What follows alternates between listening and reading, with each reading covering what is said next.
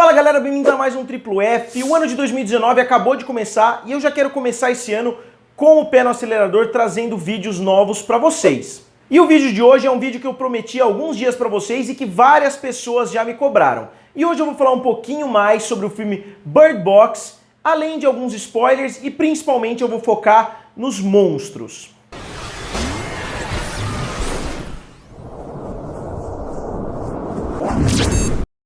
E antes de mais nada, como sempre, não deixem de se inscrever aqui no canal. Eu tô quase chegando na minha meta de 100 mil inscritos. Eu não consegui bater a meta no ano de 2018, mas eu tô tentando bater o mais cedo possível agora em 2019. Então, se vocês ainda não são inscritos, se vocês assistem os vídeos e não são inscritos, não deixem de se inscrever aqui abaixo. Quando eu fiz a minha crítica, quando eu fiz a minha análise anterior, eu tinha assistido o filme Bird Box somente uma vez. Desde então eu decidi rever ele, eu peguei algumas coisinhas diferentes e eu vi muitas pessoas falando que os monstros não aparecerem no filme foi uma decisão consciente dos produtores, dos criadores, mas isso é verdade, mas não é tão verdade assim. Porque a própria Sandra Bullock admitiu numa entrevista que eles gravaram sim uma cena onde os monstros apareceriam dentro da casa, onde ela ficaria cara a cara com esses monstros, mas que eles decidiram cortar a cena do filme porque a cena tinha ficado horrível. Ela mesma admitiu que a cena tinha ficado cômica, que ela não conseguia ver as criaturas sem dar risada, porque ao que tudo indica as criaturas eram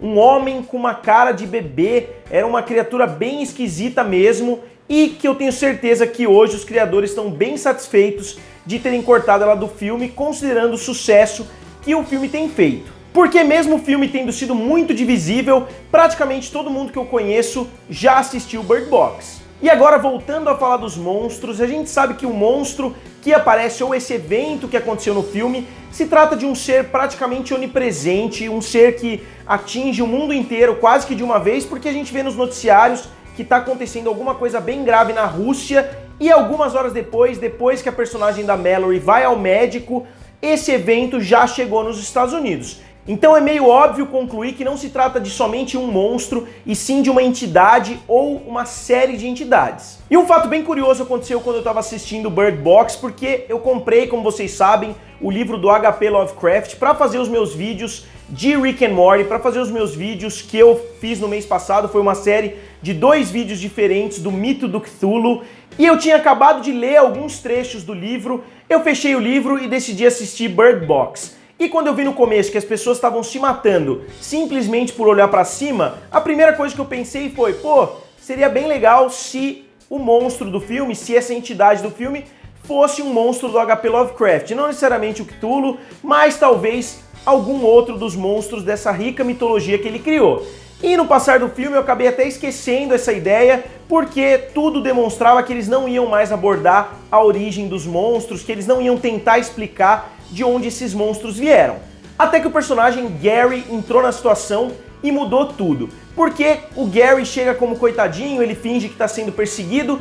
Quando ele fica sozinho na sala, ele começa a botar vários desenhos em cima da mesa. E vários desses desenhos lembram muito as criaturas do H.P. Lovecraft, essas entidades cósmicas que o H.P. Lovecraft escreveu tanto a respeito. E não só as criaturas se encaixam muito bem com essa mitologia do filme, como toda a história do filme se encaixaria muito bem em um conto do H.P. Lovecraft. E obviamente esses desenhos em cima da mesa podem ser os devaneios de um lunático. O Gary podia conhecer já os monstros, podia conhecer a mitologia do H.P. Lovecraft antes do evento acontecer, mas eu prefiro acreditar que existe sim uma correlação entre esses monstros e entre o filme Bird Box. E porque, mesmo sem ter nenhuma prova contundente de que se trata de algum tipo de mitologia Lovecraftiana, porque eu acho que tem sim não só uma relação, como eu acho que todo o filme Bird Box se inspirou bastante nas narrativas do H.P. Lovecraft. Porque a gente pode fazer uma engenharia reversa e ver como tudo se encaixa.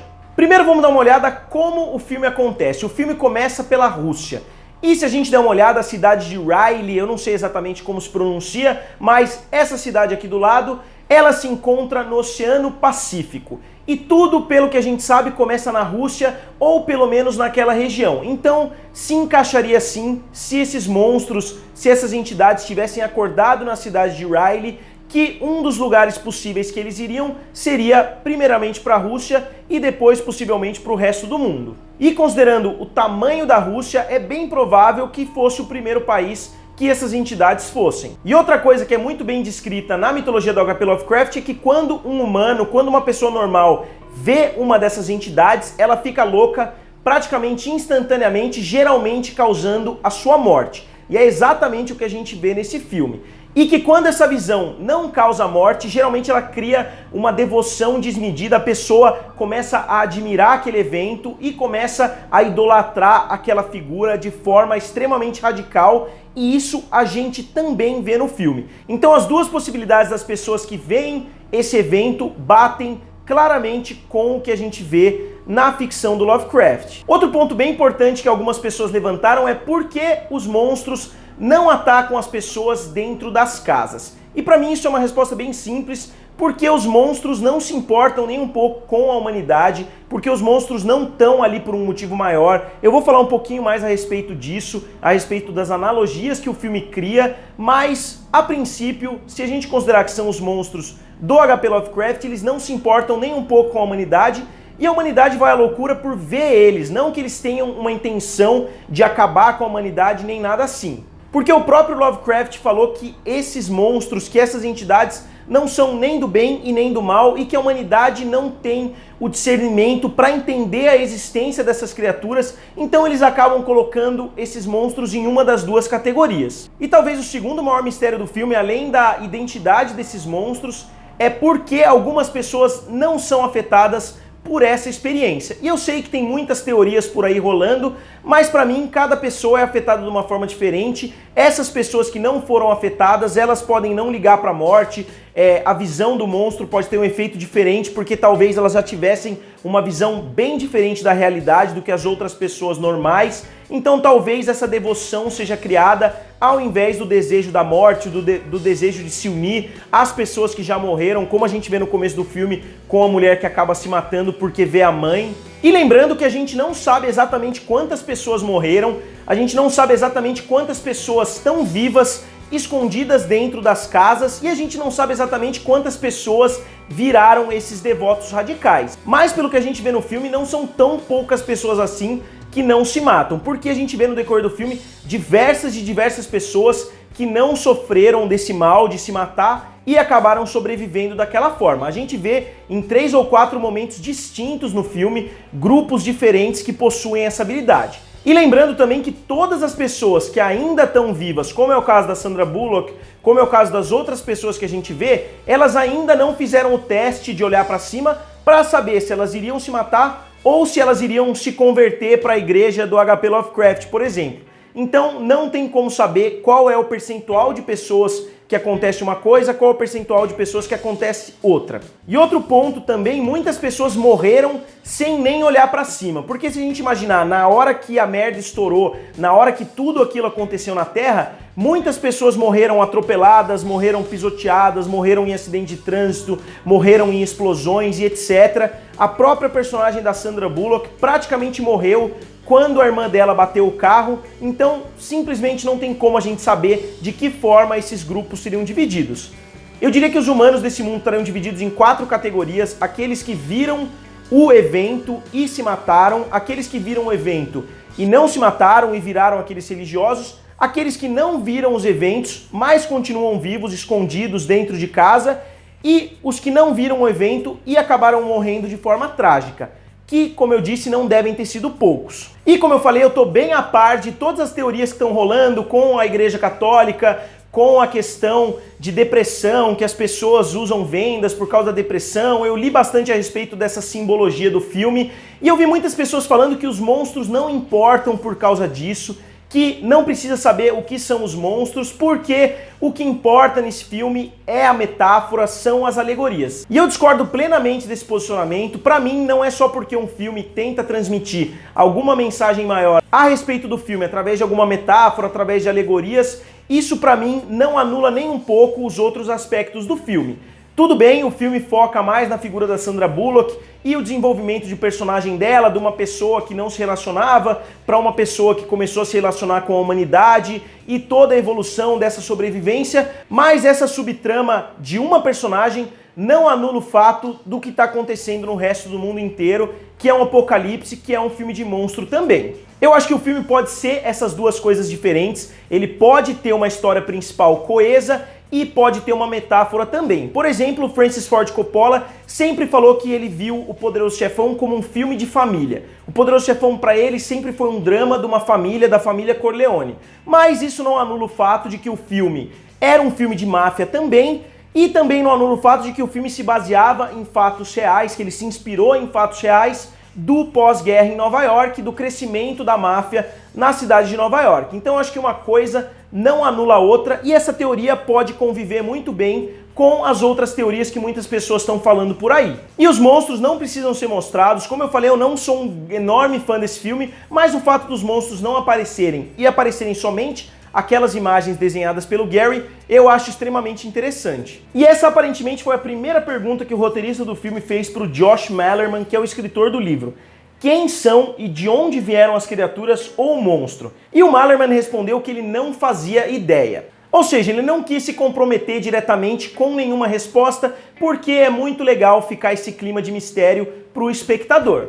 E as comparações feitas pelo personagem do Charlie com várias religiões, que todas as religiões tinham crenças parecidas, também não anula o fato de poder ter sido inspirado por um conto de Lovecraft, lembrando que um acontecimento como o Apocalipse é previsto em praticamente todas as religiões, e todas as religiões teriam alguma explicação ou teriam algum precedente para um acontecimento como esse. Akamana, Surgat, Huliding, Puka, são vários nomes citados no filme como possíveis monstros, demônios de várias religiões que explicariam esse acontecimento, e tudo isso podem ser nada mais do que outros nomes para essas mesmas entidades que a gente está falando. E eu não estou afirmando de forma alguma que essa teoria é a realidade, que essa teoria é realmente o que acontece no filme, que são os monstros do H.P. Lovecraft, mas vocês têm que concordar que são coincidências grandes demais para a gente ignorar. E eu queria falar um pouquinho sobre os pássaros também, de forma bem breve, porque eu acho que os pássaros não fizeram tanto sentido assim no filme. Novamente, eu entendo a metáfora de que, na verdade, os pássaros são os próprios personagens, porque a gente vê eles presos numa casa, presos num carro, presos num supermercado e, finalmente, presos numa coisa que realmente parece uma gaiola de pássaros. Então acho que o nome faz completo sentido, mas os pássaros no decorrer do filme não fazem tanto sentido assim, porque, como eu falei, os monstros são quase que onipresentes. O que adianta os passarinhos ficarem avisando que tem um monstro lá fora, se o monstro aparece em qualquer momento que você sair? A gente vê no decorrer do filme diversos personagens que se transformam praticamente em um segundo, então eu acho que o aviso dos pássaros não adianta em nada no decorrer da história. E pra mim o momento mais besta do filme, o momento mais forçado do filme, que eu não consegui falar na minha crítica original, foi o momento que a Sandra Bullock tem que escolher qual dos filhos vai tirar a venda para guiar eles no rio. Em primeiro lugar, não faz muito sentido, porque, como eu falei agora há pouco, muitas pessoas se transformam instantaneamente. Então, mesmo que a criança tirasse a venda, não teria prova nenhuma de que ela conseguiria guiar de alguma forma o barco. Não faria o menor sentido se isso acontecesse. E, em segundo lugar, eles têm 5 anos de idade só. Mesmo que eles conseguissem tirar a venda e continuar vendo as coisas por 1 minuto, 2 minutos, quem garante que a criança conseguiria guiar um barco? Criança que dificilmente sabe o que é esquerda, direita. A criança ia tirar a venda e ia ficar somente gritando. Isso se ela não tentasse se matar de alguma forma trágica ali dentro do barco. Eu sei que ela não escolheu nenhum dos 2 filhos, não é isso que eu tô querendo dizer, mas eu acho que ficou um momento extremamente forçado, um drama muito forçado ali no final do filme. E no final das contas, da segunda vez que eu assisti o filme, eu acabei gostando um pouquinho mais do que da primeira, porque eu já assisti o filme desde o começo, pensando nessa teoria de que se tratavam dos monstros do H.P. Lovecraft, e também eu fui reparando em coisas que aparecem no começo do filme, como por exemplo o quadro que a Mallory está pintando quando a irmã dele chega, que são várias pessoas olhando para baixo com caras de depressão, e você percebe que nenhuma delas está olhando para cima, o que reflete muito bem o tema que vai ser desenvolvido no decorrer do filme. E algumas outras coisas que são sedimentadas no começo que acabam sendo trazidas de volta do meio para o final. E no final do filme, ao soltar os pássaros, a dar nome para os seus filhos, a Mallory passa a aceitar que a vida não é só aquela sobrevivência e que ela pode aproveitar a vida e sonhar. E que todo desafio valeu a pena. Mas eu não sei se é porque eu vi muitas temporadas de The Walking Dead, mas eu realmente não acredito que aquela situação do final do filme vá durar por muito tempo. We're getting out of here now! Get inside! Back off! Romans, go get moving! Go! Shane, enough! Enough! Shut up! Please! Get into your house! Então, galera, vocês já assistiram Bird Box? O que vocês acharam? Digam aqui nos comentários, curtam o vídeo e se inscrevam no canal. Valeu e nos vemos em breve. Laurie! Laurie! Carl! Laurie! Carl! Laurie!